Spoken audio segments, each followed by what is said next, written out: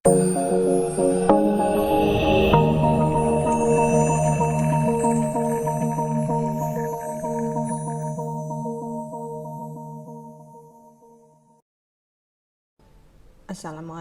warahmatullahi wabarakatuh. Salam sejahtera bagi kita semua dan salam budi luhur.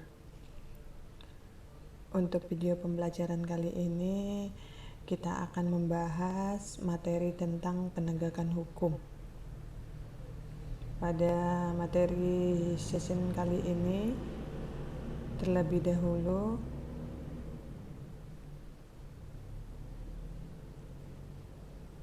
kita memahami tentang pengertian penegakan hukum atau dalam istilah law enforcement. Menurut Jimli As-Siddiqi, law enforcement atau upaya penegakan hukum yaitu upaya atau usaha yang dilakukan untuk yang pertama menjadikan hukum sebagai pedoman perilaku dalam setiap perbuatan hukum, khususnya baik itu para subjek hukum yang bersangkutan maupun oleh aparatur penegakan hukum yang resmi diberikan tugas dan kewenangan oleh undang-undang. Yang ketiga yaitu upaya untuk menjamin berfungsinya norma-norma hukum yang berlaku dalam kehidupan bermasyarakat dan bernegara, sehingga pengertian law enforcement atau upaya penegakan hukum menurut Jimli As-Siddiqi ini kita tekankan pada 3 poin secara garis besar, yaitu yang pertama upaya untuk menjadikan hukum atau isi dari atau materi dari hukum itu sendiri sebagai pedoman kita dalam melakukan setiap perbuatan, tidak hanya perbuatan hukum saja ya. Yang kedua, berarti yang pertama tadi berkaitan dengan materi hukum itu sendiri, upaya yang dilakukan untuk menjadikan materi hukum itu sebagai pedoman kita dalam setiap perbuatan. Yang kedua, setiap perbuatan ataupun tindakan yang dilakukan itu yang dimaksud yaitu perbuatan oleh para subjek hukum. Subjek hukum itu bisa terdiri dari orang perorangan atau badan hukum maupun oleh aparatur penegak hukum atau oleh aparat penegak hukum itu sendiri, yang mana mereka diberikan tugas dan kewenangan oleh undang-undang. Yang ketiga yaitu upaya yang dilakukan untuk memberikan jaminan berfungsinya norma-norma hukum tadi. Nah ya, ini fungsi dari norma hukum itu agar berjalan sebagaimana mestinya.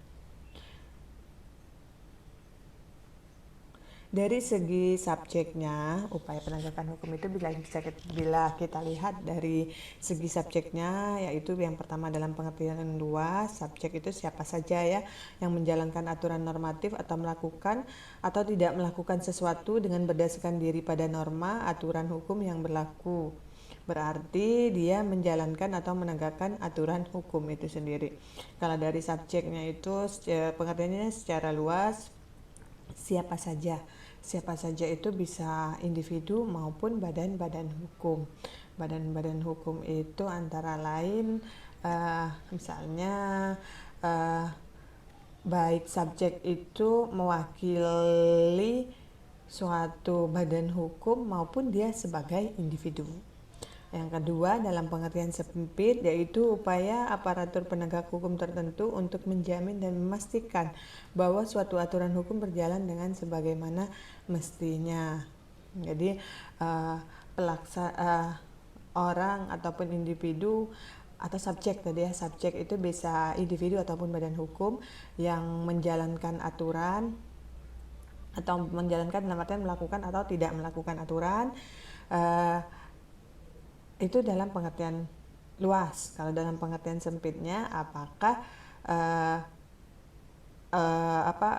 subjek hukum tadi sudah melaksanakan aturan hukum, sudah berjalan dengan sebagaimana mestinya. Aparat hukum misalnya di situ ya, contohnya khususnya. Berikutnya Kalau dari segi objeknya secara luas, the rule of just law. Penegakan hukum mencakup nilai-nilai keadilan yang terkandung di dalam bunyi ataupun bunyi aturan formal maupun nilai-nilai keadilan yang hidup dalam masyarakat. Jadi dalam pengertian luas, kalau dari segi objeknya, maksud dari law enforcement dari segi objeknya dalam pengertian luas ini ya, penegakan hukum mencakup pula nilai-nilai keadilan yang terkandung di dalam bunyi aturan formal maupun nilai-nilai keadilan yang hidup dalam masyarakat. Jadi aturan yang diatur atau diundangkan oleh negara maupun berupa kebiasaan-kebiasaan itu juga harus ditegakkan. Jadi law enforcement kalau dilihat dari segi objeknya, baik aturan formal maupun aturan-aturan yang tidak formal atau yang hidup di dalam masyarakat yang merupakan suatu kebiasaan, seperti itu ya. Kalau dalam arti sempit, the rule by law menyangkut penegakan hukum yang formal dan tertulis saja. Nah, jadi law enforcement atau penegakan hukum kalau dilihat dari segi objeknya dalam pengertian luas itu baik aturan yang tertulis maupun yang tidak tertulis, aturan yang formal yang diundangkan oleh negara maupun kebiasaan-kebiasaan yang berupa nilai-nilai kehidupan yang nilai-nilai hukum atau nilai-nilai keadilan yang hidup dalam masyarakat. Kalau dalam pengertian sempitnya the rule by law yaitu hanya aturan yang bersifat formal dan tertulis saja.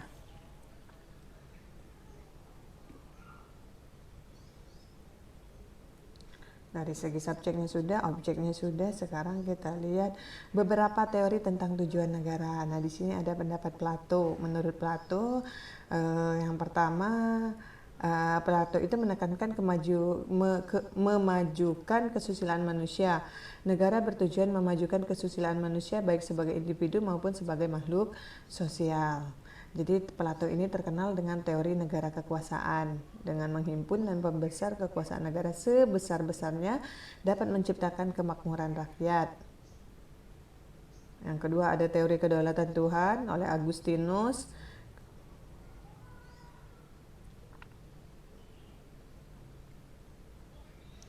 Yang ketiga di sini ada teori negara polisi atau polis ya.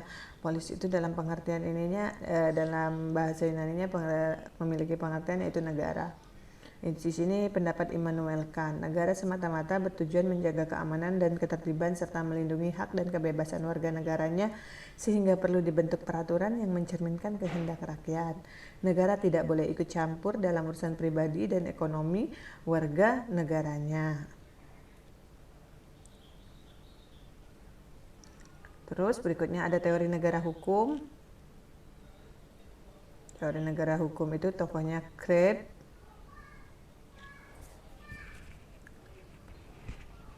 Negara bertujuan menyelenggarakan ketertiban umum yang berpedoman pada hukum. Segala kekuasaan pemerintahan didasarkan atas hukum. Semua orang harus tunduk dan taat pada hukum.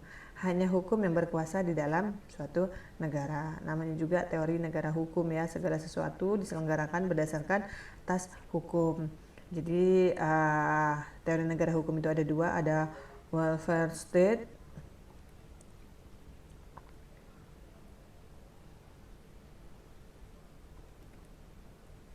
Yang pertama kita lihat di sini tadi teori negara hukum, teori negara kesejahteraan. Namanya juga teori negara kesejahteraan ya. Jadi tujuan negara itu untuk mewujudkan kesejahteraan umum. Negara itu merupakan alat untuk mencapai tujuan bersama dalam tatanan masyarakat yang di dalamnya terdapat kebahagiaan, kemakmuran, dan keadilan sosial bagi seluruh rakyat Indonesia. Jadi teori negara kesejahteraan ini bahwa tujuan negara itu untuk mewujudkan kesejahteraan umum.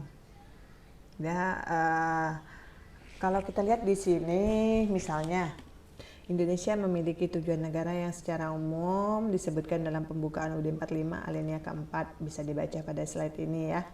Sehingga kita bisa berkesimpulan dan menganalisa dan akhirnya berkesimpulan dari bunyi alinea keempat pembukaan Undang-Undang Dasar 1945 merupakan tujuan umum dari negara Indonesia.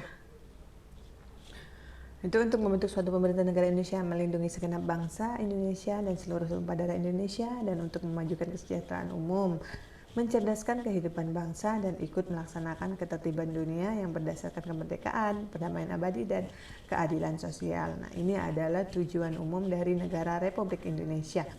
Nah, apabila kita melihat pada slide-slide sebelumnya, slide di atas, ada beberapa teori tentang tujuan negara. Nah, kira-kira di dalam pembukaan UUD 45 alinea keempat ini yang tersirat isi dari tujuan negara Republik Indonesia, kira-kira menurut pendapat Anda, Indonesia itu menganut teori tujuan negara yang dikemukakan oleh siapa? Dari beberapa ini tadi ya. Sehingga nanti ini kita akan sampai di tugas kuis yang akan saya berikan pada tema perkuliahan hari ini tentang penegakan hukum.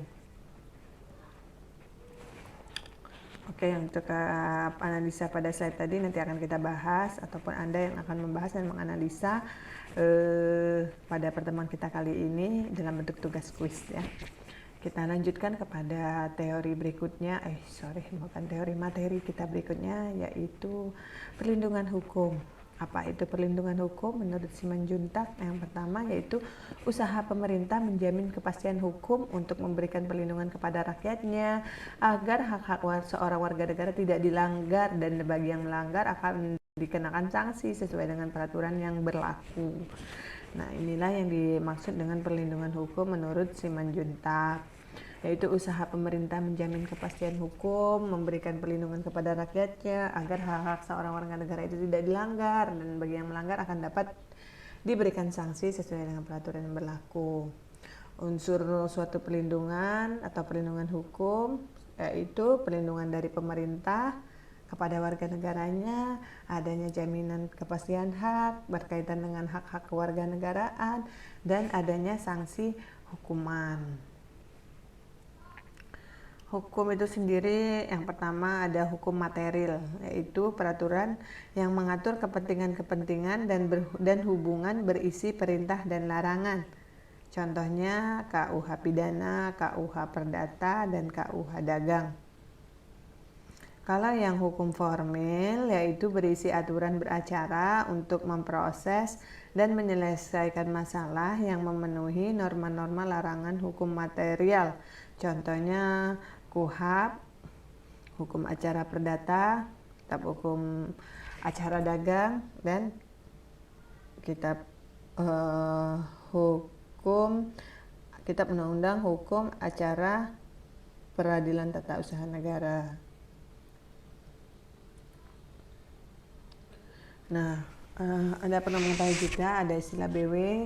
BW itu sama artinya dengan Kitab Undang-Undang Hukum Perdata, karena ini mengambil istilah dari Belanda.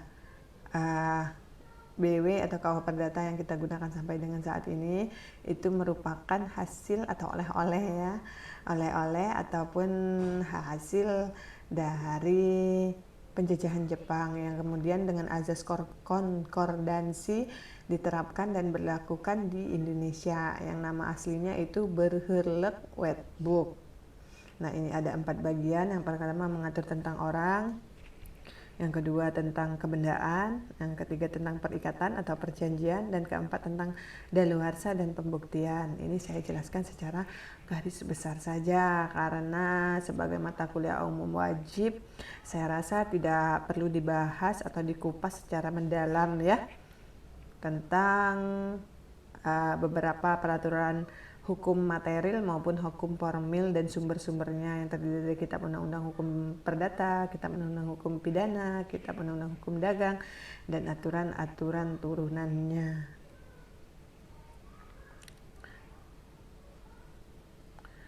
Dan kesimpulannya, negara adalah organisasi sekelompok masyarakat tertinggi karena mempunyai wewenang untuk mengatur dan mengendalikan masyarakat, bahkan memaksa secara sah untuk kepentingan umum yang lebih tinggi demi tegaknya hukum. Di sini digarisbawahi memaksa secara sah. Memang negara itu bersifat memaksa, tapi memaksanya itu sah, diakui oleh peraturan yang berlaku dalam negara itu sendiri, diakui oleh undang-undang. Kalau tidak dipaksa, warga negara itu tidak akan menyadari bahwa dia memiliki hak dan kewajibannya. Yang kedua, negara dipandang sebagai subjek hukum yang mempunyai kedaulatan atau sovereignty yang tidak dapat dilampaui oleh negara manapun, oleh siapapun, oleh individu manapun.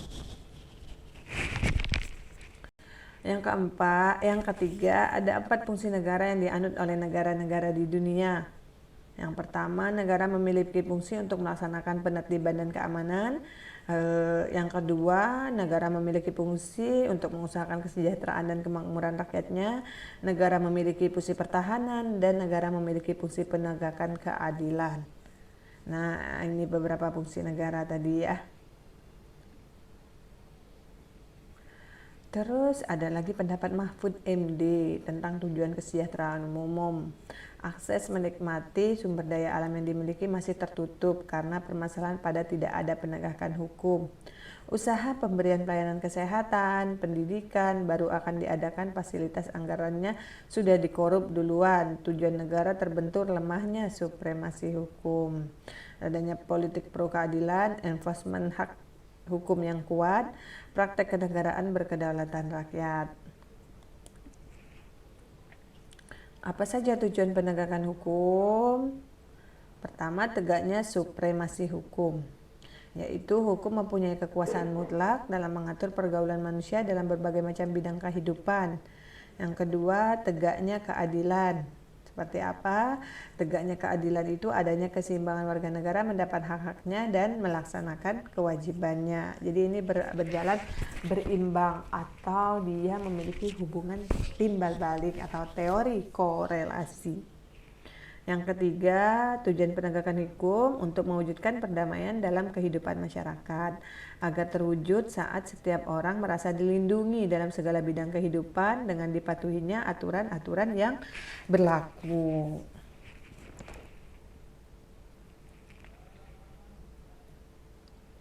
Nah, apa saja unsur dalam penegakan hukum? Antara lain menurut Gustav Lambert Redbridge, ada unsur keadilan, kemanfaatan, dan unsur kepastian.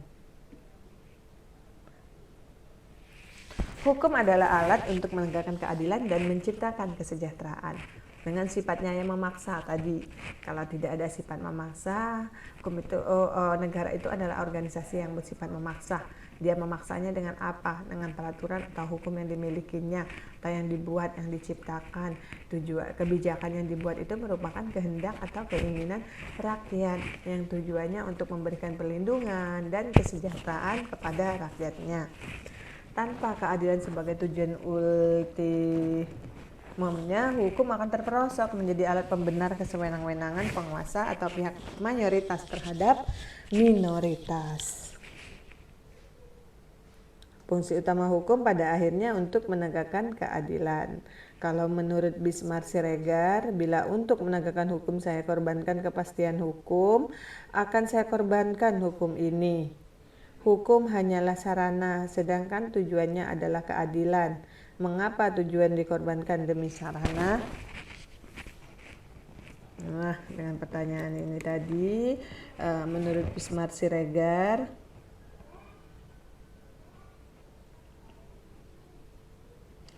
menurut beliau, mari kita telah bersama ya. Bila untuk menegakkan keadilan, saya korbankan kepastian hukum, akan saya korbankan hukum itu. Hukum hanyalah sarana, sedangkan tujuannya adalah keadilan.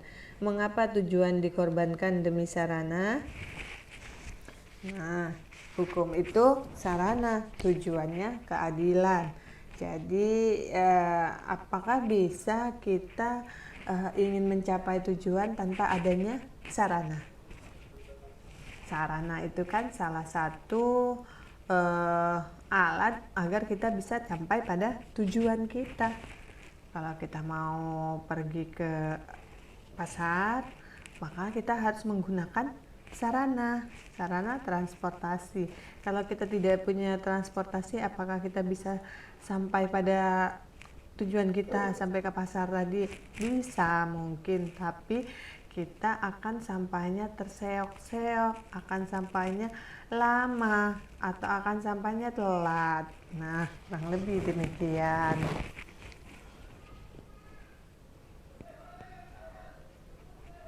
Jadi bisakah tujuan akan tercapai tanpa adanya sarana? Bisa, tapi tujuannya tercapai tidak maksimal dan tujuan tadi tercapai terlambat, hasilnya tidak maksimal. Kurang lebih demikian ya. Berikutnya faktor-faktor yang mempengaruhi penegakan hukum menurut Suryono Sukanto. Ya, faktor yang pertama yaitu hukumnya itu sendiri. Nah, hukumnya itu sendiri. Mengapa? Berarti isi atau materi dari hukum itu sendiri, peraturan itu sendiri, undang-undang itu sendiri. Maka dia akan mempengaruhi. Kalau isinya multitafsir, maka tujuannya tidak akan bisa tercapai. Tujuan dalam artian tujuan untuk kesejahteraan umum, kesejahteraan rakyat banyak. Mungkin dengan bahasa dalam suatu isi hukum atau materi dari hukum itu bahasanya multitafsir, maka tujuannya itu hanya untuk kepentingan golongan tertentu saja. Faktor yang kedua yaitu masyarakat itu sendiri. Nah, masyarakatnya disadarkan, masyarakatnya harus tahu hukum, masyarakatnya peduli untuk mentaati aturan-aturan dan hukum-hukum yang ada di dalam suatu negara. Maka hukum itu bisa ditegakkan. Kalau masyarakatnya tidak mengerti hukum, tidak peduli terhadap hukum atau aturan, maka penegakan hukum itu akan sulit terlaksana. Yang ketiga, sarana atau fasilitas pendukung penegakan hukum tadi. Nah, sarananya ini harus diperhatikan. Sarana di sini tadi ya, menurut Bismar Siregar. Hukum itu sendiri sarananya agar tercapainya penegakan hukum. Jadi hukumnya harus berisi atau hukumnya itu harus materi muatan yang di dalamnya itu harus benar-benar mencerminkan kepentingan rakyat sehingga dia bisa mengayomi, memberikan jaminan kepastian hukum dan melindungi rakyat atau warga negaranya. Yang keempat yaitu penegakan hukum. Yang keempat yaitu kebudayaan. Nah, budaya yang berkembang dalam masyarakat itu sangat mempengaruhi terhadap penegakan hukum. Kalau masyarakatnya memiliki budaya cuek, apatis, acuh tak acuh, maka hukum tersebut tidak akan bisa ditegakkan. Bagaimana cara merubah budaya masyarakat ini yang cuek, apatis, acuh tak acuh, tidak peduli tadi terhadap hak-hak orang lain atau terhadap hukum yang berlaku terhadap hak orang lain, sehingga dengan mudah dia akan melanggar hukum yang berlaku. Nah, adanya sanksi yang tegas. Jadi setiap ada siapapun yang melakukan pelanggaran terhadap hukum, maka dia harus ditindak berdasarkan peraturan yang berlaku.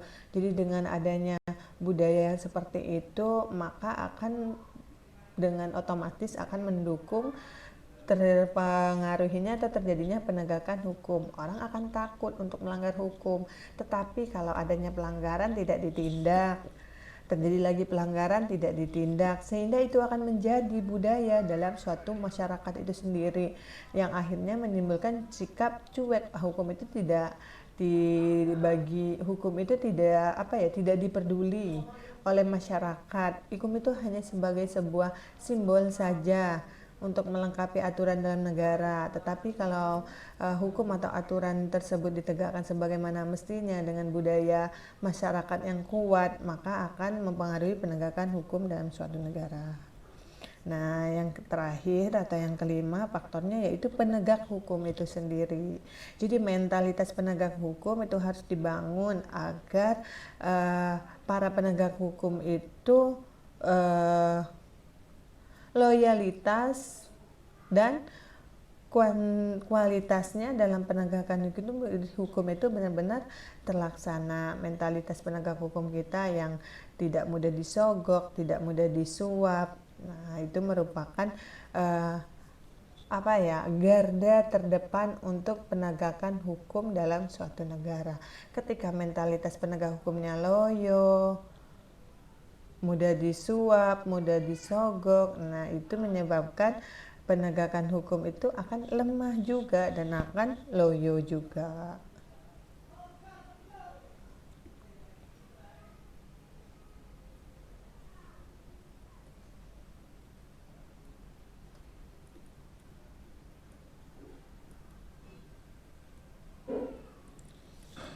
Oke, berikutnya kita lihat di sini sedikit lagi ya.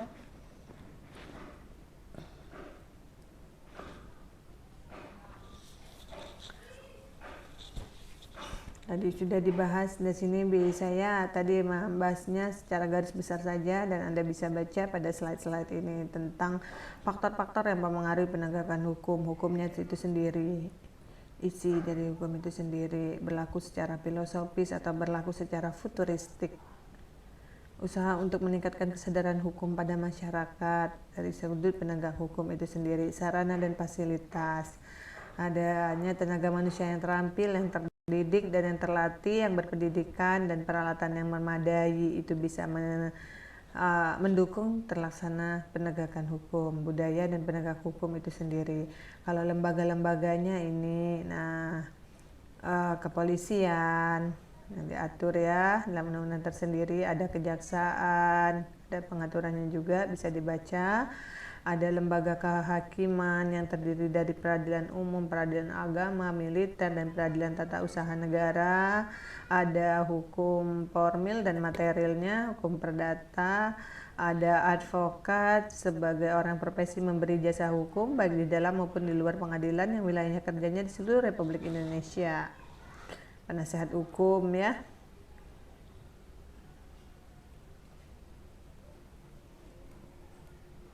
Nah, untuk secara spesifik isi dari materi ini bisa Anda baca pada slide-slide ini, dari slide